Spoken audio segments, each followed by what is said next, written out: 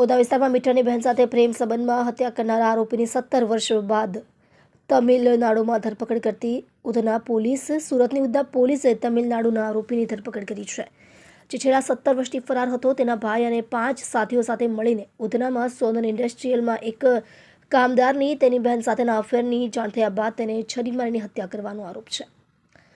પોલીસને માહિતી મળતા ઓડિશાના રહેવાસી બલરામ ઉર્ફે બેગાની એક બહેને ઓડિશાના રહેવાસી પ્રભાત સાથે પ્રેમ સંબંધ હતો, જે ઉધનામાં સોનલ ઇન્ડસ્ટ્રીયલના એકાઉન્ટ્સ વિભાગમાં કામ કરતો હતો. જ્યારે બેગાને આ વાતની જાણ થઈ ત્યારે તે 2008માં રાત્રે તેના 5 મિત્રો સાથે ફેક્ટરીના એકાઉન્ટ્સના વિભાગમાં ઘૂસી ગયો અને પ્રભાતની ક્રૂરતાથી છરી મારીને હત્યા કરી દીધી. ઉધના પોલીસે આ ગુનામાં 3 આરોપીઓની ધરપકડ કરી છે. પોલીસને માહિતી મળી હતી કે બીજો આરોપી સંતોષ સીમાંચલ પ્રધાન, ઉંમર 36 વર્ષ, રહે બરીદા ગામ, ગંજામ જિલ્લો, ઓડિશા.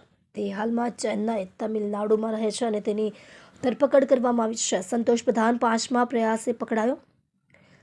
પોલીસ પકડાવાના ડરથી તે વારંવાર તેનું રહેઠાણ અને કાર્યસ્થળ બદલતો હતો. પોલીસે 5મા પ્રયાસે તેને પકડી લીધો. પોલીસ ઉધનામાં હત્યાના આરોપમાં ફરાર સંતોષ સીમાંચલ પ્રધાને શોધી રહી હતી. લગભગ 7 મહિના પહેલા પોલીસને માહિતી મળી હતી કે સંતોષ સીમાંચલ પ્રધાન ઓડિશાના ગંજામ જિલ્લાના બરીદા ગામમાં ફરતો હતો, જે મૂળ આરોપીનું ગામ હતું.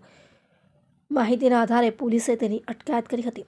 જોકે પછીની તપાસમાં બહાર આવ્યું કે ધરપકડ કરાયેલ વ્યક્તિ આરોપી નથી અને તેને છોડી દેવામાં આવ્યો હતો. આપ જોઈ રહ્યા છો ગુજરાતની સૌથી પહેલા ખબર આપતી Surat express news channel, director Rajesh મંગલેની સાથે.